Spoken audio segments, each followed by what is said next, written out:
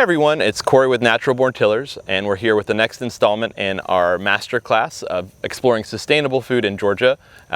We're used to being in our gardens, exploring our gardens and seeing how they change over time. Today we're going to do something different. We're going to go wild. So we're here with our special guest, T. Povolny from Ecologic. T, tell everybody a little bit about yourself. Well, I have a small business called Ecologic, and we do regenerative habitat building, which basically means we try and build more wild spaces that supports wildlife and native plants so that our ecology can be healthier. So it usually involves removing invasives from wild spaces similar to this, because there's a lot of beautiful forest around Atlanta. And one of the things that we come across a lot are wild mushrooms. Why are invasives so bad? Invasives, well, first of all, we should start with what is an invasive. Okay. An invasive is a plant or organism, it could be any organism really, that actually outcompetes other organisms to the point that it destroys habitat for the system at large. Okay. So it's going to be a non-native plant, first of all. And that's important because our ecologies have evolved over time to fit together kind of like puzzle pieces. So it's almost like they are a kink in the puzzle and make it all sort of fall apart. We actually see a great example of one right here. So this is a wonderful example of how an invasive behaves. This is Lespedeza, Chinese Lespedeza. And if you notice how much of it is in here, it'll actually grow so densely to the point that other plants that would be mixed in here in this prairie are no longer able to find space. It's kind of like someone moving into your home and kicking you out. Interesting. Yeah. Okay. Same vibe. So you talk about this, like this biodiversity, this ecology being a puzzle. Where do mushrooms fit into this puzzle? Mushrooms are like the table that holds up the whole puzzle board. Interesting. Yes, they are the foundation of everything.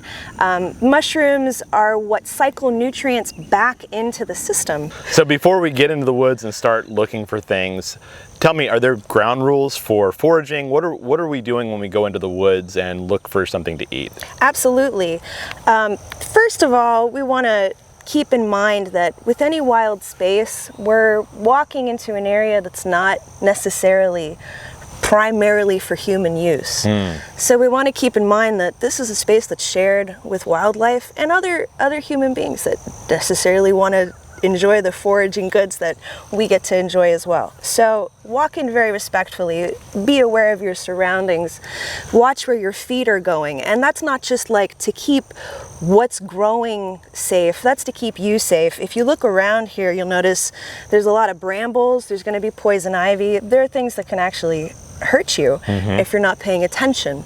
So just as much as we want to respect the land will respect us back if we're paying that mindfulness and attention as we move through it.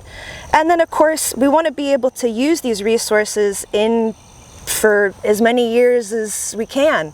As long as these forests are available to us, we want to be able to access these resources. So harvesting only as much as we need, leaving behind at least 3/4 to 2/3 of what we find or are seeing. Okay. We'll make sure that those flushes of mushrooms that we're coming across can endure for other people and for us. We talked a little bit about the ground rules of foraging.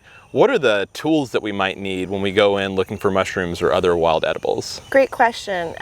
Aside from, wearing appropriate forest attire, which, we both are, wear your long pants, I'd also suggest tucking in your pants because we're in tick season right now. So also, just as like a care thing, check for ticks when you're done foraging for mushrooms. But all you need are your hands really and a good bag. You want to make sure that it's a bag that breathes, so something made out of cloth. This is a special mushrooming bag that I got from the Mushroom Club of Georgia right here. And the reason is that mushrooms rely on releasing spores in order to procreate. So we don't want to prevent them from being able to renew that flesh that we are foraging from. I think now maybe we'll go in the woods and see what we can find. I would love that. Let's do it.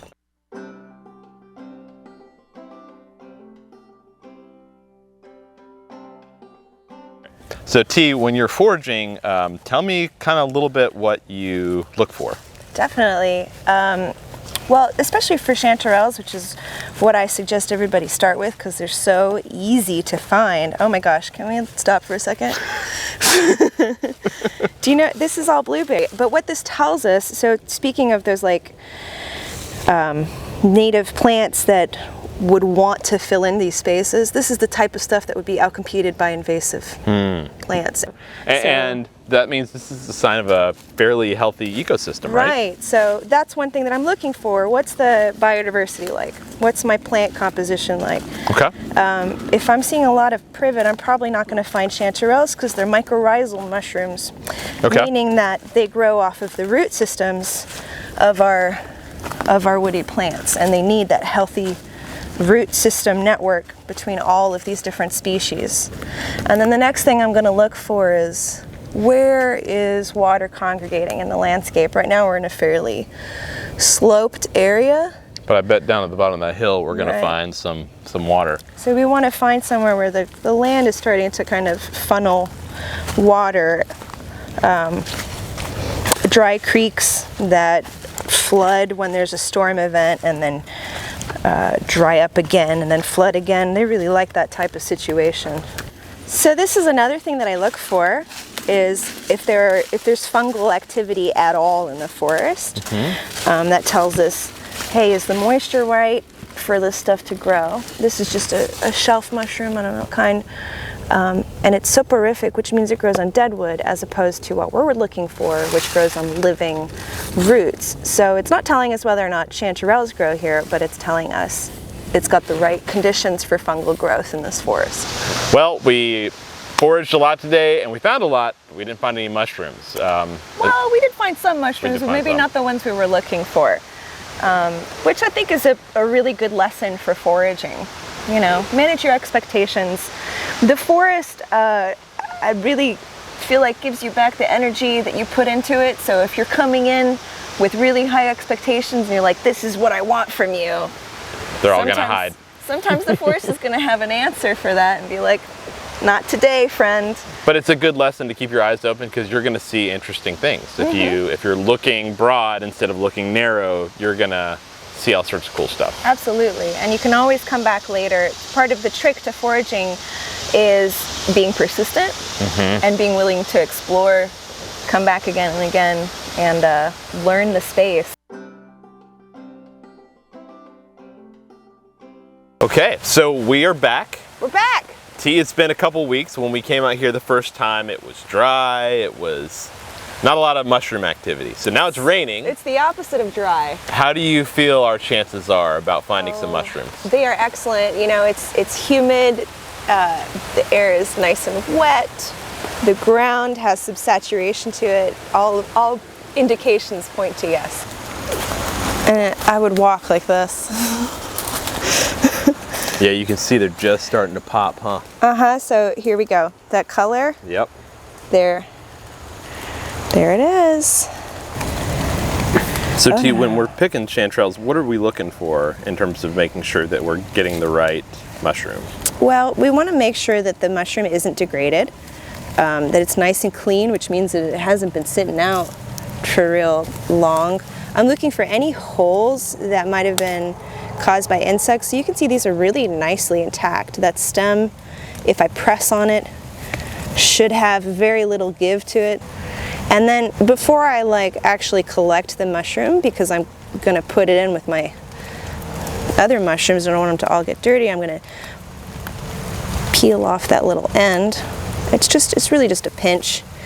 And if that stem is full of holes, that'll tell me that there's a lot of insects in there and maybe I need to leave it behind. But that actually looks pretty good. So that's a good example. To tell it's a chanterelle, you can tell by the gills, right? Is that the way to... Well, they actually aren't gills. Right. So you see how the chanterelle, it doesn't have a cap, like a separate piece that's a cap and a separate piece that's a stem. It's all one. And it really adheres to that, again, that trumpet shape where the gills come up from not quite the tip, but right up to the edge, all the way to the stem of the mushroom. There are 4 kinds of chanterelles in this particular forest. We have cinnabar, smooth, curly, and pink. Yeah, we got some more right there. And as you're moving in here, you really start to notice that they're coming up off of the, like they're growing in tandem with the root systems.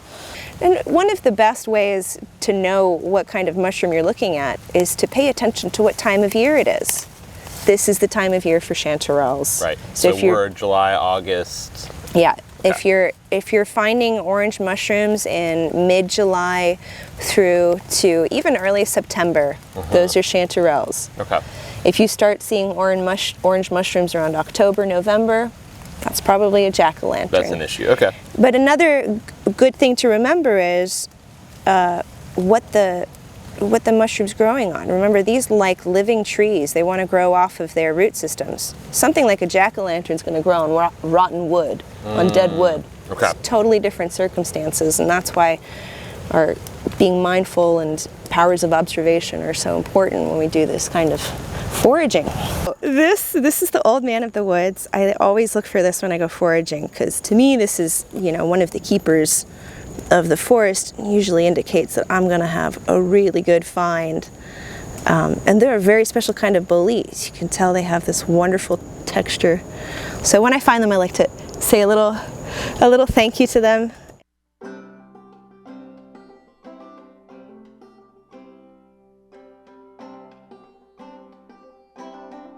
So, successful mission. We found a bunch of really beautiful chanterelles. We found so many beautiful chanterelles and other mushrooms too. Yeah. Lots of mushrooms. I do want to thank you so much for sharing your knowledge and sharing your foraging spot. I know that these are like fishing holes for foragers, so appreciate you showing us these spots that you found and allowing us to come in and appreciate it. If there's a way for people to interact with what you do or learn more about Ecologic, do you want to talk about that a little bit? Sure. We do have a website. You can check us out at ecologicatl.com. We also have an Instagram account. We do like to introduce people to the forest, so there's always like an opportunity to book us for this type of thing. Not just foraging, but just doing nature walks and learning about the Atlanta forests. You don't have to necessarily buy our services, but you can if you're interested in habitat regeneration as well. Yeah. That's definitely for everybody. Well, I know I've learned a lot and really appreciate it, and hopefully the folks will be able to go out and learn more on their own. I had a great time, Corey. Thank you so much for taking me out and having me show you the woods a little bit. All right, now we're going to get rained on. Yep. It's the best way to close out a mushroom forage, right. Just to get rained on.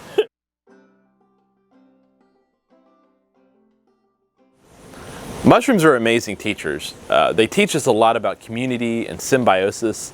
So when we harvest a mushroom, we're just harvesting a tiny percentage of that overall organism. Most of the mushroom is the tiny thread-like hairs that are throughout the forest, and they function very similar to our neurons. They communicate things, so they pass sugar, they pass information, but they don't just pass it between mushrooms. They actually are connected to the trees in the forest. So a tree on one end of the forest can use the mycorrhizae of a mushroom to share sugar to a tree on the other end of the forest. So it's pretty fascinating that we're able to use different species to communicate and create a cohesive ecology. When we cultivate our gardens, we talk about getting the soil ready and creating the conditions for something to grow. And when we're foraging, we're not exactly cultivating something physically, but we are cultivating our minds. We are creating a persistent perceptiveness, a willingness to explore. And by doing that, we're able to go in and see the woods, see our environment in a completely new way. We're so over-inundated with our technology, with our push notifications and messages and calendar reminders, that we're often sacrificing something that's really uniquely human. And that's our ability to concentrate, to be present in the moment, and to focus on something solely. And foraging allows us to do that. I hope you have the opportunity to maybe take a walk in the woods and even leave your phone. I guarantee you'll see something really cool. Hope you can take some of those lessons and apply them to your garden. And while you're at it, you can plant a seed, watch it grow, and share the harvest. Take care, eat well.